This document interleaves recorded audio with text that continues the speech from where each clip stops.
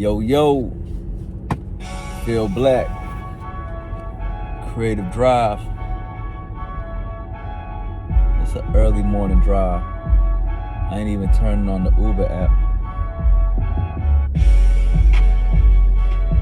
Taking Nashi to school on a Friday. Nashi to school, drive a little bit, then we go to the coffee tasting and sip on some nice crushed up beans. Essentially, mentally, I'm feeling quite abundant today.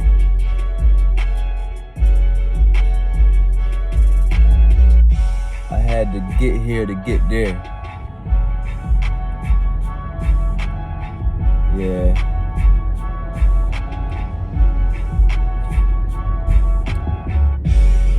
So we back to the weekend again. Weekend is once again upon us.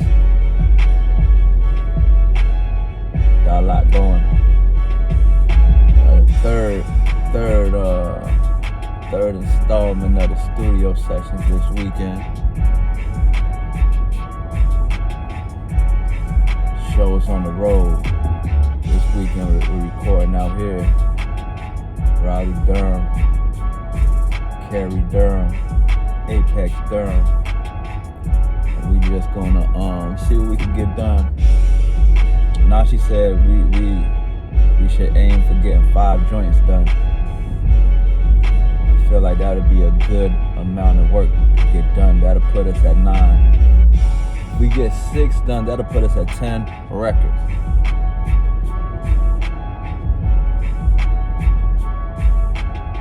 Not 10 raps and hooks on hot beats. 10 records.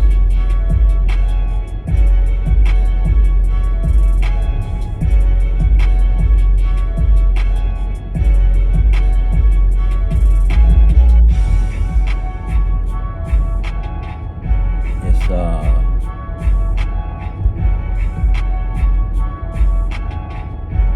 a lot of things that's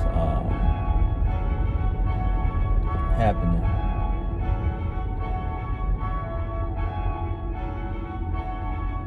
And it's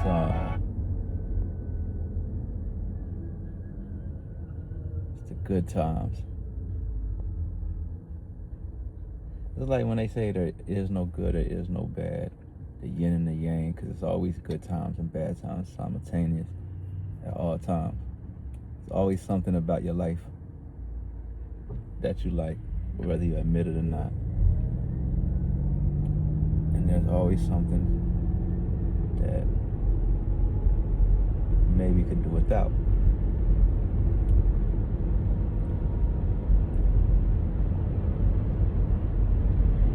But I say it's all in what you dwell on.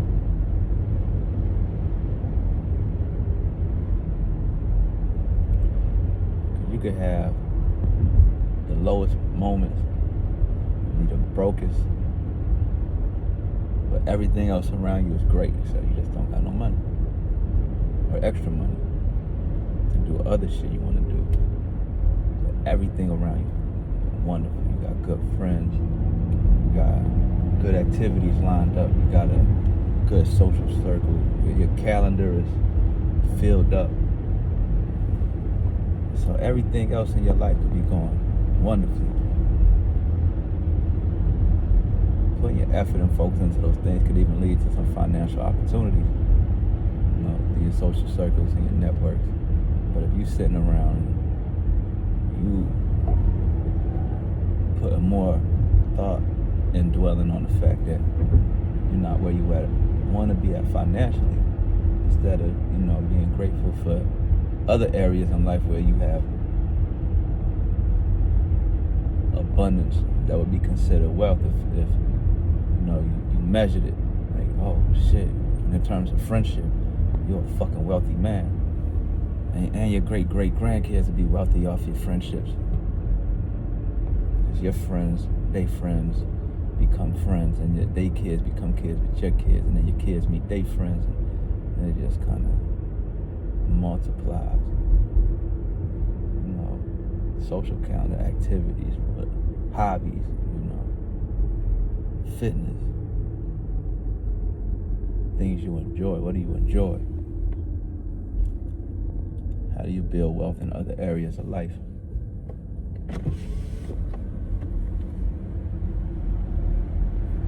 Because imagine being old and rich with no stories to tell.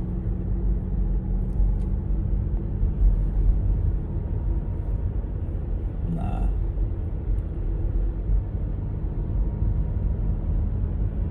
That'd be crazy. It's already...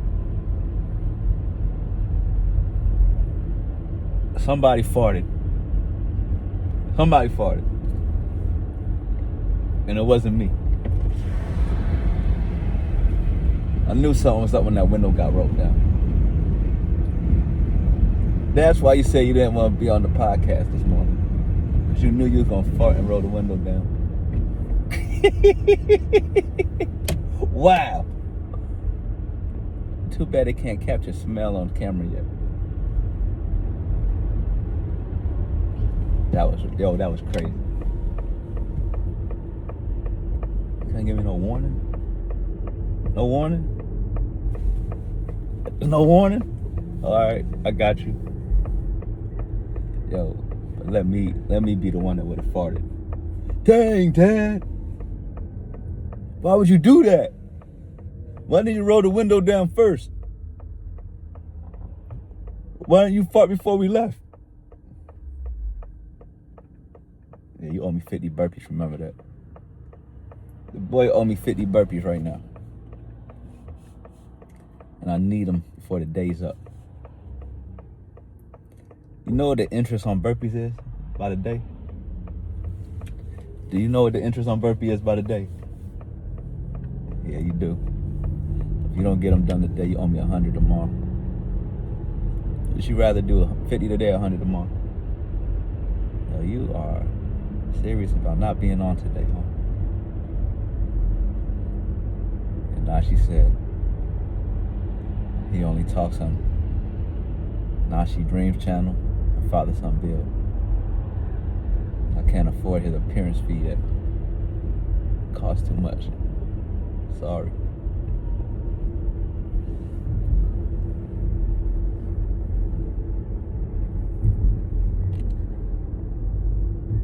That's one thing about Nashi. He has never taken the school bus to school. Ever since he was in preschool in Chicago, I had to take him. Pick him up every day. And in Chicago, he went to school in the neighborhood. It was walking distance, but it was a long walk. That's when we would get to work, you know what I mean? I learned from Hector. Malcolm was like, yo, I don't care what you do. I said, I don't give a fuck what you do when you're at work. I don't give a fuck where you're at. I don't give a fuck if you're at the office. I don't give a fuck if you're at the lake. As long as you're doing your work and your numbers is good and you pick up the phone when I call you, I don't give a fuck what you're doing. He said, Bob. He didn't call me Bob, he called me Rob. He said, Rob, if you at the lake and you smashing a chick, I don't care. But if I call you, you better stop smashing that chick and answer the phone. He meant it, yo. He didn't care. Like, as long as the numbers was good, it didn't matter if he went to work. I used to get off. I used to go in at 10 and get off at 2. That was the best work experience I've ever had in life. Ever. Going to work at 4, getting off at like 4 hours a day. Man. Some days we would just go to work and we would just kick it. We might stay longer just because we was kicking and chilling. Having fun. Go to different zones, go to different roofs. And just kick it. You know, so, Hector had the cigar connects. Oh, it'll be, man, some days, just, man, dip off, go out to Humboldt, not Humboldt, I call it Cali, yo. Humboldt Park. Not Humboldt, what the fuck is the name of the Oak Park area over there? But yeah, the Puerto Rican neighborhood. We'll go over there and go to this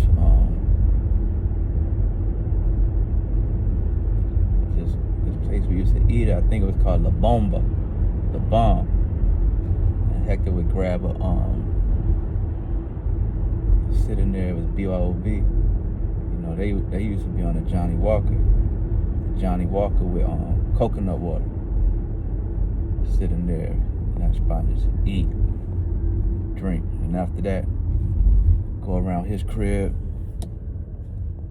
smoke a cigar. Man, Chicago, I miss Chicago. Man, Chicago was the shit. We gotta go to Chicago for a little while. You gotta visit, man, because you were so young. You remember anything about Chicago?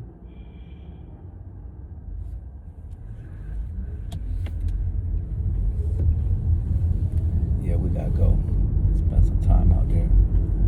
I'd love to come out there for a summer.